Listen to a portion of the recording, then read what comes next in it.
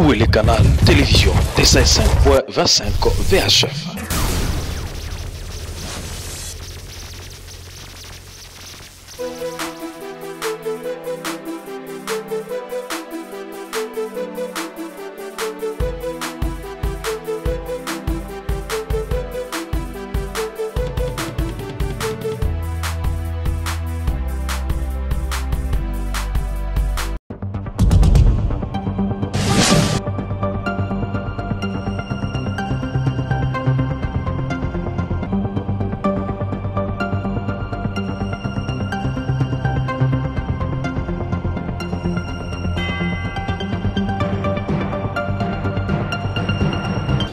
Merci mesdames, messieurs d'avoir choisi votre chaîne pour l'avenir où est le canal télévision pour vous informer. Nous émettons à partir de la cité minière de Dourba, territoire de Ouacha, province du Haut-Ouélé, à République démocratique du Congo. Nous voici pour vous présenter ce journal. D'abord les sommaires. En sommaire de cette édition, mesdames, messieurs, après la destitution de Jean-Marc Kabound à Kabound, président en intérim de l'UDPS à République démocratique du Congo, à son poste du vice-président de l'Assemblée nationale par les députés, ce lundi 25 mai 2020. Les réactions nous viennent de partout, à l'occurrence de Maître Auguste Tshisambo, président sectionnaire de l'UDPS Ouacha. L'atterrissage émotionnel à l'aérodrome de Doko de Dourba du corps du regretté Valère Omwami en provenance de Bukavu, où il a rendu l'âme juste après les hommages de ses collègues, amis et connaissances de Kibali Gold. Ils ont pris direction d'Issiro où il sera enterré probablement ce mercredi 27 mai 2020. Une fois de plus, vous aurez à suivre les reportages complets dans ce journal. Présentation d'une trentaine de bandits à main armée par le comité urbain de sécurité de la ville commerciale de Butembo à la mairie. C'est samedi 23 mai 2020 à partir de la ville commerciale de Butembo. Mesdames, messieurs, voilà tout pour les sommaires de cette édition. Les détails dans quelques instants. Où est le canal télévision TC5.25 VHF? Une fois de plus, merci de nous avoir choisis pour vous informer le détail de cette édition. Les députés nationaux ont décidé ce lundi 25 mai 2020 de voter en faveur de la déchéance de Jean-Marc Kabound à Kabound de son poste de premier vice-président de l'Assemblée nationale de la RDC sur l'ensemble de 315 députés. 289 ont voté pour la destitution. 17 ont voté contre et 9 se sont abstenus. Les députés de l'UDPS n'ont pas pris part au vote. Quelle analyse est à faire par rapport à cette destitution?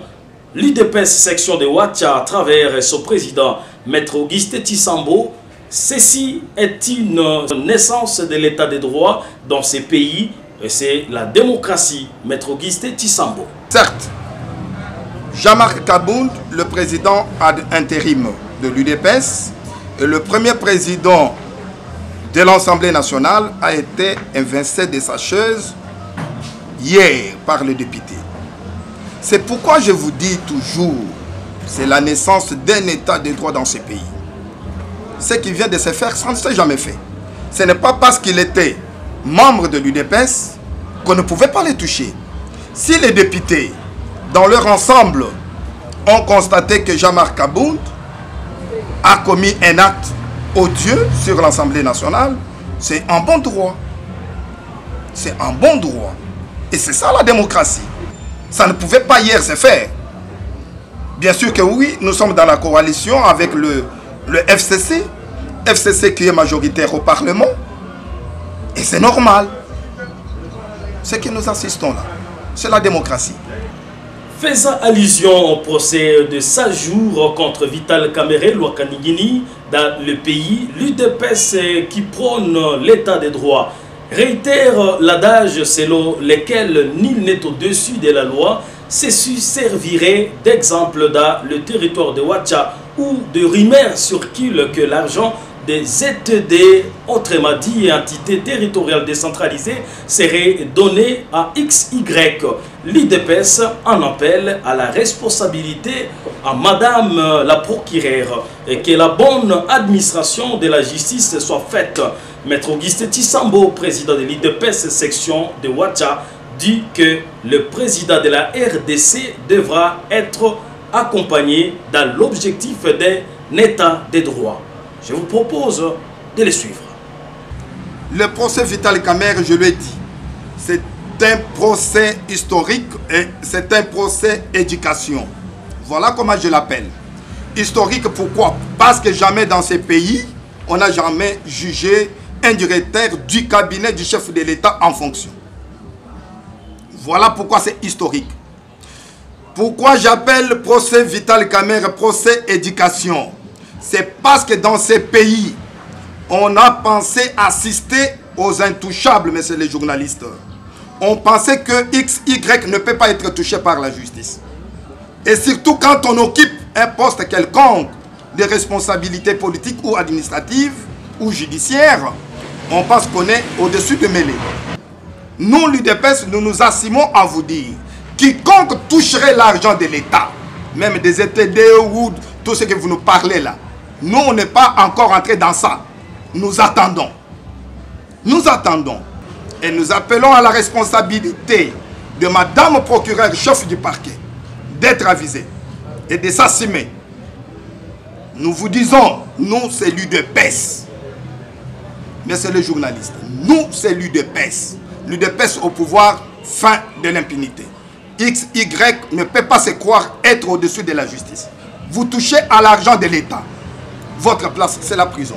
Nous rendons à présent en Ituri où l'insécurité bat encore record, mesdames et messieurs, est arrivé ce samedi 23 mai 2020 du gouverneur de la province de l'Ituri, Jabamani Sasaidi, accompagné de quelques membres du comité provincial de sécurité. Aussitôt arrivé à Mahagi, il a tenu la première réunion de sécurité. Voici les reportages complets de notre confrère de l'Ituri. Aussitôt arrivé à Mahagi, Jabamani Sasaidi préside la réunion du comité local de sécurité. Dès là, les cortèges s'ébranlent, direction Goté, une chefferie des Pandourou située à plus ou moins une trentaine de kilomètres de Mahagi. Chemin faisant, le gouverneur se fait arrêter par une foule compacte venue l'accueillir. Ici, un enfant dont les parents ont péri suite aux violences causées par les milices Codeco lui est présenté. En bon père de famille, le gouverneur de province ne manque pas de poser un acte de générosité en faveur des membres de sa famille pour sa prise en charge. Occasion tout indiquée pour le gouverneur de province de leur apporter le message du président de la République leur lancé, celui de paix en Ituri. Jabamani Sasaidi invite les habitants de Djoupanalengi à la responsabilité et à l'unisson. Les Ituriens doivent faire un bloc, laissons de côté les divisions et les conflits, ainsi que les communautarismes. En Goté, Jabamani Sasaidi s'arrête en plein centre-ville à bord d'une Jeep 4x4 où il adresse son message à la population maîtrisée par les exactions de milices. Il leur recommande de placer la confiance au FARDC pour les retours de la paix en Ituri. Plaçons notre confiance à nos forces armées. Le président de la République vient d'instruire l'installation d'un état-major pour la sécurité des personnes. Sur place, Jabamani Sasaidi promet de doter les forces loyalistes de 3 véhicules acquis sur fonds propres du gouvernement provincial. Question d'assurer la mobilité de ces dernières armées. Rencontre des députés provinciaux du Nord Kivu, élus de Béniville et Béni Territoire avec le chef de l'exécutif provincial, son Excellence Carline Zanzouka Sivita, c'est lundi 25 mai 2020. Leur rencontre était essentiellement focalisée sur le dépôt des recommandations au sujet du constat fait au cours de leur dernière mission effectuée à Béni. Messieurs Irben Moussavoulier, Moïse et Tancre ont recueilli leurs propos que nous vous proposons de les suivre dans ces reportages. Les députés provinciaux élus des Béni-Ville et territoires ont rencontré le gouverneur du Nord Kivu ce lundi 25 mai 2020. Ces élus du peuple sont allés plaider en faveur de la situation humanitaire préoccupante qui prévaut dans le groupement Bassongora après la récente catastrophe naturelle enregistrée dans la région. Il était surtout question de déposer les recommandations au sujet du constat fait au cours de leur dernière mission effectuée à Béni, recommandations relatives à l'insécurité et à la maladie Covid-19. Le député Mwami Roger Sambili Bamukoka y revient. Ma préoccupation ya rapport yetu ile ndio ilikuwa neno ya kwanza. Shida ya Kasindi, mgrupama Basongora, mauaji ambayo napita loselose, mauaji zenyewe zikangana endelea ngambo ya Eringeti na kando kando ya site ya Wicha na mule ndani ya vile ya Beni, ile mauaji na banditisme irbe, vile ndio ilikuwa preoccupation zetu za kwanza, na kisha ndio tuliweza kumbonyesha situation ya raporo ya kwetu. Donc tukiangalia tunaendelea kuleta pole kwa wenyewe walipatikana kuwa victime, na tunaendelea vile vile kuonyesha kama tutajitahidi juu chini hata ngambo ya nini ya Bashu, ya Watalinga na makwe zote.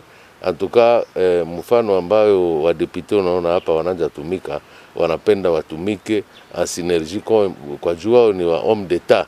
Hawezi kila saa kukua tu plonge juu ya kuzungumuza kwa maredio. Hapana, wao wanapenda kama kuna shida wanaenda kukutana ule mkubwa na wanatafuta suluhisho, na kama suluhisho haipatikani wataendelea zaidi na zaidi mpaka siku yenyewe watafika mwisho ya kuleta amani kwao. Eske kikao inawafurahisha na nini gouverneur amewaambia? Ni furaha kubwa ambayo tuko nayo, kwani wakati tunamkuta na tunaisha mpatia deja ma recommendation tunangojea, kwani vyote tulimuzungumzia aweze kupata suluhisho yenyewe anaweza kuleta ili kukua mabadiliko fulani. Na ile ndio ilitufurahisha zaidi sana yeye kutupokea leo. Notons que d'autres recommandations ont été adressées au gouvernement central et à la MONUSCO ainsi qu'à d'autres instances, a laissé entendre le président du caucus des députés provinciaux de Béni. Présentation d'une trentaine de bandits à main armée par le comité urbain de sécurité de Butembo à la mairie ce samedi 23 mai 2020. Reportage complet de nos confrères de Butembo.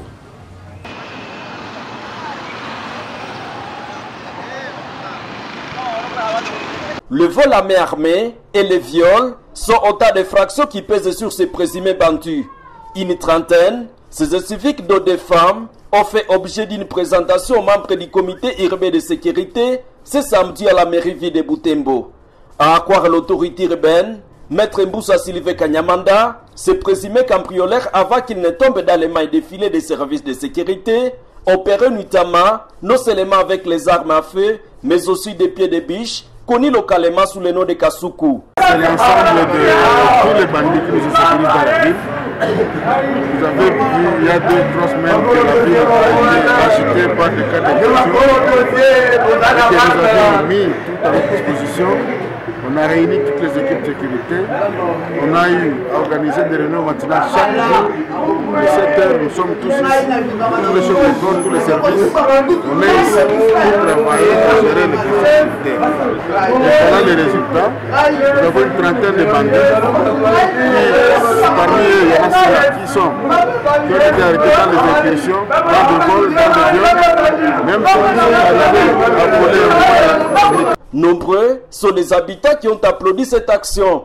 D'une vive voix, la population de Butembo veut que ces présumés bandits soient déférés devant l'appareil judiciaire pour qu'ils répondent de leurs actes.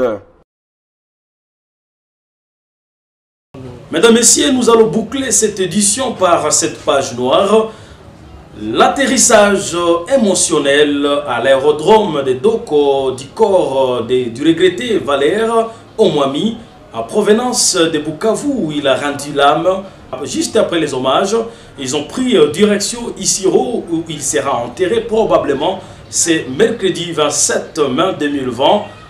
Reportage complet avec notre confrère Roméo qui s'est rendu sur place à Doko.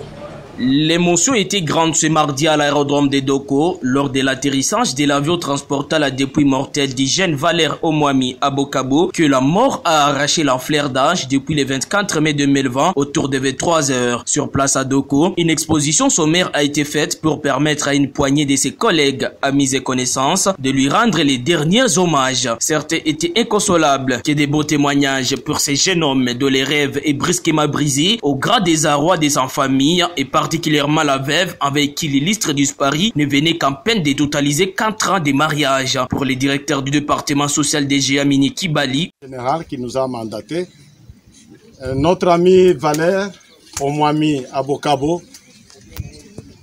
a travaillé dans cette société et c'est réellement un monsieur qui a été adopté par tout le monde. De par son caractère, c'était un garçon qui était sympathique et quand on lui demandait un travail, il le faisait bien et c'était un bon travail, un travail propre. C'est vrai, le monde, c'est ça le monde d'aujourd'hui. Tout peut arriver. La direction générale présente ses sincères condoléances à la famille biologique Omwami et ne cesse de dire qu'ils sont complètement impliqués pour que l'enterrement de Valère se fasse correctement. C'est ainsi que vous voyez des délégations qui sont venues, malgré les restrictions que nous connaissons sur le Covid-19, nous sommes venus plus de 20 pour accompagner notre ami Valère. Et je pense que la police est là pour nous aider à garder quand même la distance parce que nous avons de l'espace ici. Gardez bien la distance parce que c'est une recommandation de la présidence de la République démocratique du Congo. Valère a travaillé et il est tombé malade. De cette maladie, le médecin a jugé utile de l'envoyer à Bukavu où il a rendu l'âme subitement.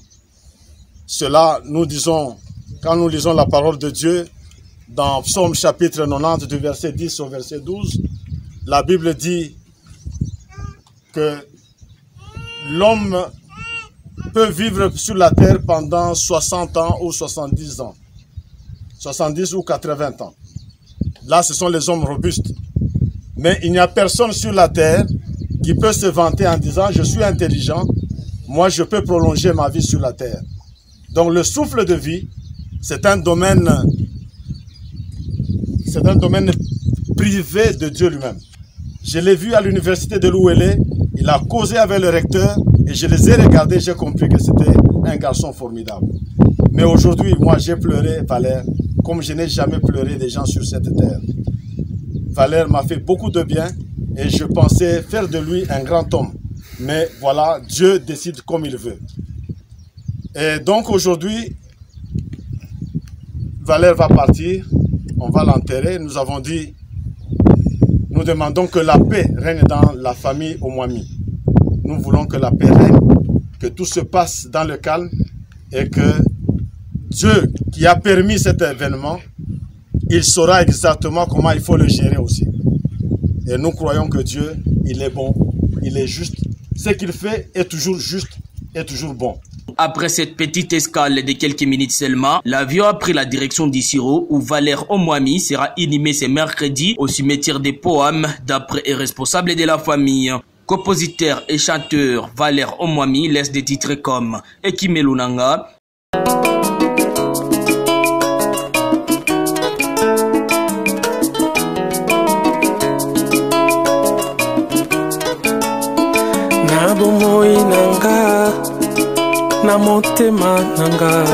Moussa Tutumbama,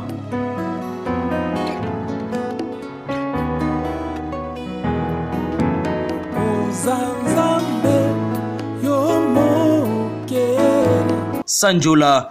Le beau pasteur a été transféré pour Bukavu le week-end dernier pour les soins appropriés d'où il rendra l'âme à l'âge de 34 ans et demi. C'est sous un tableau d'embolie pulmonaire sur leucémie à l'hôpital Sélic de Bukavu. Maria Madame Passi-Digil, le jeune homme sage et aussi exemplaire, Valère Omwami à Bokabo laisse derrière lui des orphelins dont une fille et un garçon. Les médias locaux et les artistes musiciens locaux lui rendent des hommages, chacun à sa manière.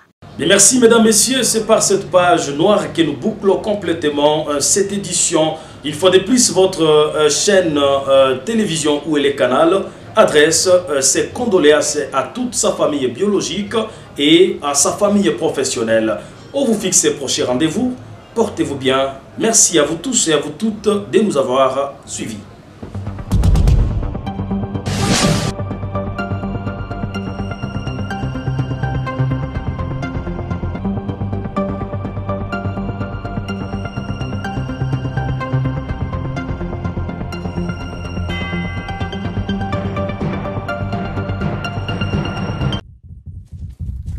Où est le canal télévision TC5.25 VHF?